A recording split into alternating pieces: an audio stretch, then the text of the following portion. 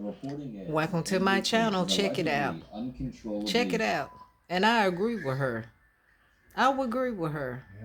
I agree with her a lot. I don't know what they're gonna get out of this situation. So-called president, he spends most of his time either in his child or his parent ego state. He never gets into his adult ego state unless he's reading off the teleprompter. And he is such a poor reader that oftentimes he makes mistakes and then he is instantly in his child ego state right in front of your very eyes. It's absolutely fascinating to watch it happen. Speaking of our president, a lot of people say that racism has risen under him. Anybody who doesn't say that hasn't been paying attention. It absolutely has. The kinds of things that are being said in this country today are things that he has said for the last 2 years. He has said them publicly, and he got elected because he said them publicly. We have a group of people in the United States of America who were in response to 8 years of a black man in the White House and the possibility that they might have from 4 to 8 years of a woman in the White House will elect anything that walks and can chew gum at the same time. Last election, as far as I'm concerned, was a direct response to having a black man in the White House for 8 years. And it's time to change the White House to the President's house. This is ridiculous. To call the place where the President of the United States lives the White House. It sends the wrong message. I remember when Richard Nixon said to a group of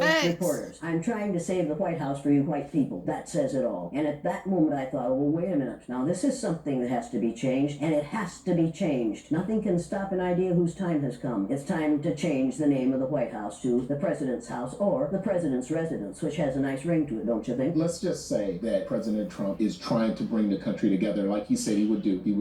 Wait a second, he's trying to bring the country together. How would he go about doing that? Resign. If he really wants to bring the country together, all he has to do is resign and take his, what do you call him, with him, the second in command, the vice president. That would bring the country together. But right now, the only way he can bring the country together is put somebody else in the president's office. He does not know how to be a president. He does not know what legislation is about. He does not know how to do this job. He didn't intend to get this job. And had it not been for the Electoral College, he wouldn't have this job. Mrs. Clinton won the popular vote. The only reason we have this person as the President of the United States right now is because the members of the Electoral College didn't do what that Electoral College was designed to do. Thomas Jefferson designed that to make sure that no one who was unfit for that office would ever be elected President of the United States. The Electoral College last year absolutely defeated that. You criticized President Trump. Did I?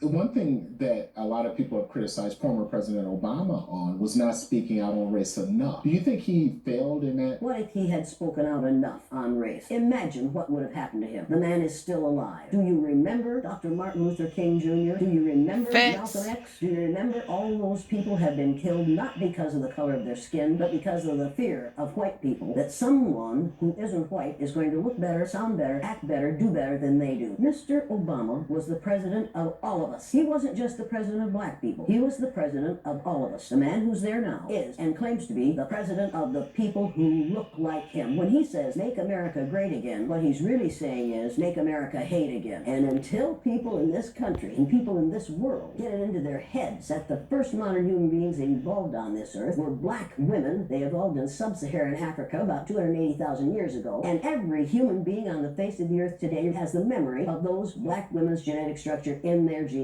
Now, we don't want to admit that, but that's the way it is. As people moved farther and farther from the equator, their bodies produced less and less melanin, so their hair, their skin, and their eyes got lighter. As they moved into the east, they ate a lot of fish and a lot of vegetables, so their skin took on a different tone. You don't really want to get me started on this, because I do want to get you started. I'm really angry about how we are miseducating the American mind. And that young man who was talking about MAGA, you need to realize that MAGA stands for Make Americans Grumble Again.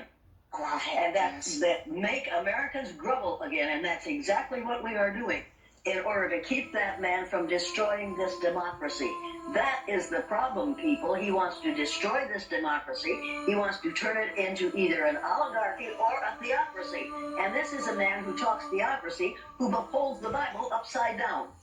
And, I'm real sick of hearing people say, "to make America great again," because that word again means go back to the 50s, which was real good for white men, but wasn't worth a damn for people of color and women. You need to know that, and that's what this fool wants us to do. Country, the way you run a business, particularly in view of the fact that so many of his businesses he didn't run. They were run by other people who knew what they were doing, and that's the reason they succeeded.